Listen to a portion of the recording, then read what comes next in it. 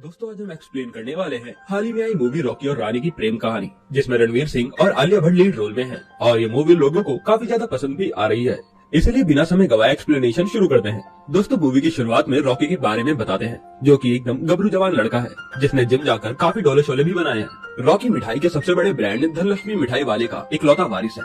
उनकी कंपनी का टर्नओवर 2000 करोड़ से भी ज्यादा है और धनलक्ष्मी नाम से रॉकी की फैमिली का पूरा एक एम्पायर है। रॉकी काफी रंगीन और तड़कते भड़कते कपड़े पहनता है और एकदम स्टाइलिश नजर आता है, मगर रॉकी ने पढ़ाई थोड़ी कम की है और उसको इंग्लिश भी ढंग से नहीं आती। धनलक्ष्मी मिठाई पर राज करने वाली महिला है रॉकी की दादी, जिनके नाम से धनलक्ष्मी मिठाई वाला कंपनी का नाम बना है। रॉकी की दादी एकदम स्ट्रिक्ट है और वह हर चीज में अपना कंट्रोल रखती हैं और उन्हें पैसों से इतना ज्यादा प्यार था कि उन्होंने अपने बेटे का नाम तिजोरी रखा है, जो कि रॉकी के पापा हैं। रॉकी के पापा उसकी दादी की हर बात मानते हैं और दादी के इशारे के बिना कुछ भी नहीं करते। रॉकी के दादा भी हैं, जिन्होंने एक एक्सीडेंट के बाद अपनी याददाश्त गवा दी है और उनकी याददाश्त आती जाती रहती है। रॉकी की अपने दादा से काफी बनती है और वह अपने दादा के साथ काफी अच्छा टाइम स्पेंड करता है। रॉकी की माँ, जो कि एक हाउसवाइफ है, उन्होंने अपने सारे सपने शादी के बाद कुर्बान कर दिए और वह एक अच्छी हाउसवाइफ की तरह घर के सारे काम संभालती है। रॉकी की एक बड़ी बहन भी है जिसका नाम गायत्री है। वह काफी मोटी है, जिसकी वजह से उसकी शादी नहीं हो पा रही है, मगर वह चुपके चुपके ट्रेनिंग करती है। उसके बाद अब रॉकी एक जबरदस्त डांस करता है, जिसको देखकर उसके पापा उसको काफी डांटते हैं, क्योंकि वह पार्टी धनलक्ष्मी मिठाई कंपनी की पार्टी थी और उसके पापा को रॉकी का डांस करना बिल्कुल भी पसंद नहीं था। उसके बाद पार्टी में एक पुराना गाना चलता है, जिसे सुनकर रॉकी के दादा कवल की पुरानी यादें ताजा हो जाती है और रॉकी के दादा वहाँ पर बैठी एक औरत के गाल पे पप्पी कर देते हैं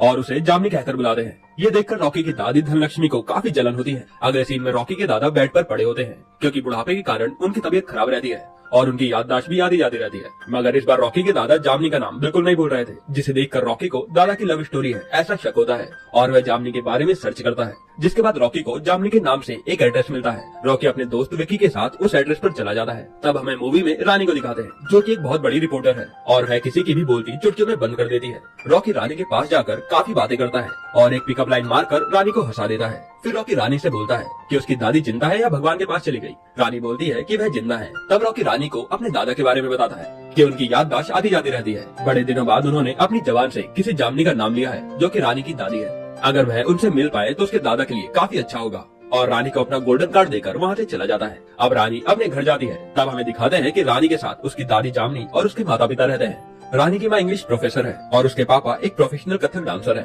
अब रानी रात को अपनी दादी के पास जाकर कवल जी के बारे में बताती है। रानी की दादी कवल का नाम सुनते ही एकदम से इमोशनल होकर रानी को सारी स्टोरी बता देती है कि कवल जी उसको शिमला ट्रिप पर एक हफ्ते के लिए मिले थे, जिसके बाद उन्हें आपस में मोहब्बत हो गई। मगर दोनों शादीशुदा थे तो उन्होंने अपने परिवार को चुना, मगर उन्हें 2 पल में ऐसा प्यार हो गया था कि वह 7 जन्म तक साथ रहने को तैयार थे। रानी अपनी दादी की स्टोरी सुनने के बाद रॉकी को फोन करके मिलने को कहती है। तब रॉकी रानी को अखाड़े में मिलने को कहकर फोन काट देता है। अब रॉकी और रानी अखाड़े में मिलते हैं, जहाँ रानी रॉकी के दादा और उसकी दादी को मिलाने को कहती है। रॉकी बोलता है कि मेरे दादा कहीं बाहर नहीं जाते क्योंकि उनकी तबीयत खराब रहती है। तब रानी उसकी फैमिली को रॉकी के घर लाने की बात करती है, जहाँ जामनी और कमल मिल पाएंगे और रॉकी मान जाता है। जिसके बाद रॉकी और रानी एक बेहतरीन डांस करते हैं और फिर रानी अपनी पूरी फैमिली को लेकर रॉकी के घर आ जाती है। तब रानी की दादी रॉकी के दादा को सारी बातें याद दिलाने की कोशिश करती है, मगर उन्हें कुछ भी याद नहीं आता। और जैसे ही रानी की दादी जामनी वहाँ से जाने लगती है, तब रॉकी के दादा अचानक से उठकर रानी की दादी के लिए एक पुराना रोमांटिक गाना गाने लगते हैं और जामनी का हाथ पकड़ लेते हैं। ये देखकर रॉकी की दादी धनलक्ष्मी को काफी गुस्सा आता है और वह रानी की फैमिली को वहाँ से जाने के लिए कह देती है। अब रॉकी और रानी को पता चल गया था कि उनके दादा और दादी आपस में प्यार करते हैं, जिनका अब वह मिलाने की पूरी कोशिश करते हैं। रॉकी और रानी चुपके से अपने दादा दादी को मिलवाते रहते हैं और खुद भी काफी सारा टाइम स्पेंड करते हैं, जिसकी वजह से उनके बीच करीबियां बढ़ गई थी और शायद वह एक दूसरे से प्यार भी करने लगे थे। एक दिन रानी की दादी रानी से पूछती है कि क्या तुम रॉकी से प्यार करती हो। तब रानी मना करती है और बोलती है कि रॉकी उसके टाइप का नहीं है और वे उससे प्यार नहीं करती। तब जामनी रानी को समझाती है कि देखो, अगर तुम्हें प्यार हो जाए तो कभी उसे ठुकराना मत, नहीं तो जिंदगी भर उसकी दादी की तरह तड़पती रहोगी। अब कुछ टाइम बाद रानी का जन्मदिन आता है, जहाँ रॉकी रानी से बड़ी बूंदी के लड्डू पर कैंडल रखकर कटवाता है और 1-2 दिन बाद रॉकी रानी को एक जगह पर लाकर प्रपोज भी कर देता है। मगर रानी रॉकी को बोलती है कि जो भी हमारे बीच हुआ है वह सब बस एक अट्रैक्शन है और तुम और मैं एक दूसरे से काफी अलग हैं और हमारी पर्सनैलिटी भी बिल्कुल नहीं मिलती। और सबसे बड़ी बात तो यह है कि उनकी फैमिली में 36 का आंकड़ा है, हमारे बीच कुछ भी सिमिलर नहीं है। तब रॉकी गुस्से में वहाँ से चला जाता है। अब रानी को घर जाकर काफी अफसोस होता है कि उसने कहीं न कहीं रॉकी का दिल जरूर दुखाया है, तो वह रॉकी को मैसेज करती है, पर रॉकी ने रानी को तो ब्लॉक कर दिया था और रानी का फोन भी नहीं उठा रहा था। अब रानी अपने जॉब के सिलसिले में बाहर कश्मीर चली जाती है। उसे वहाँ जाकर लगता है कि वह रॉकी को भूल जाएगी, मगर उसे हर तरफ कश्मीर में रॉकी ही नजर आ रहा था। उसका उसकी जॉब में और किसी काम में मन नहीं लग रहा था। रानी अब कश्मीर से आकर रॉकी से बात करने की कोशिश करती है, मगर रॉकी रानी को इग्नोर करता है। जिसके बाद रानी रॉकी की कार का पीछा करके उसे ठोक देती है। फिर दोनों एक दूसरे पर चिल्लाने लगते हैं मगर रानी रॉकी को बता देती है कि उसे रॉकी से शिद्दत वाला प्यार हो गया है, जिसके बाद वह एक दूसरे को गले लगाते हैं। लेकिन अब उनकी सबसे बड़ी प्रॉब्लम यह थी कि उनके परिवार वालों के कल्चर काफी अलग है और न रानी की फैमिली रॉकी को एक्सेप्ट करेगी और न रॉकी की फैमिली रानी को। तब रानी के दिमाग में एक आइडिया आता है कि वह 3 महीने के लिए एक दूसरे के घर स्विच करेंगे, जिससे उनकी फैमिली उन्हें समझेगी और उन्हें अपना लेगी। रानी की फैमिली तो ये बात मानने में ज्यादा प्रॉब्लम नहीं करती, लेकिन रॉकी की फैमिली जो कि पुरानी सोच और विचार वाली थी, जैसे रॉकी अपनी फैमिली को ये बात बताता है तो रॉकी के पापा उसे थप्पड़ मारने के लिए जाते हैं।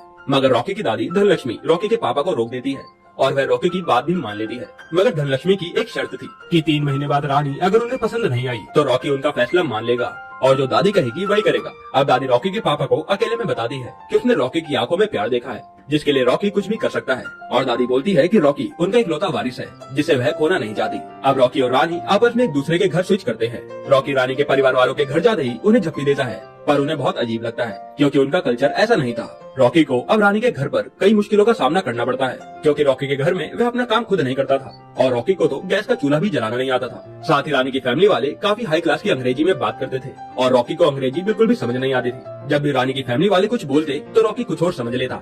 इधर रानी को भी रॉकी के घर में काफी मुश्किलों का सामना करना पड़ता है। सबसे बड़ी मुश्किल तो दादी थी, जिन्होंने ठान लिया था कि वह रानी को उसके घर कभी आने नहीं देगी। पहले दिन ही आरती में दादी रानी को सर पर पल्लू रखने को कहती है, जो कि रानी रखना भूल गई थी। अब धीरे धीरे रॉकी और रानी फैमिली में अपनी जगह बनाने की काफी कोशिश करते हैं, जहाँ वह धीरे धीरे कामयाब भी हो रहे थे। रॉकी ने अब घर के कामकाज करने सीख लिए थे और रानी रॉकी की मम्मी और बहन के करीब आ गई थी। रानी को रॉकी की मम्मी के सपने और उसकी बड़ी बहन के चुपके से ट्रेडिंग करने के बारे में पता चल गया था, जिसको करने के लिए रानी उन दोनों को प्रेरित करती है। मगर दादी अभी भी रानी को पसंद नहीं करती थी। अब रॉकी के दोस्त विकी की पार्टी में रॉकी और रानी के दोनों फैमिली मेंबर मिलते हैं, जहाँ दादी माइक पर अनाउंस करके बोलती है कि रानी के पापा को बहुत अच्छा डांस आता है। जिसके बाद रानी के पापा स्टेज पर कथक करने चले जाते हैं क्योंकि उनका एक सपना था कि वह स्टेज पर सबके सामने कथक करें।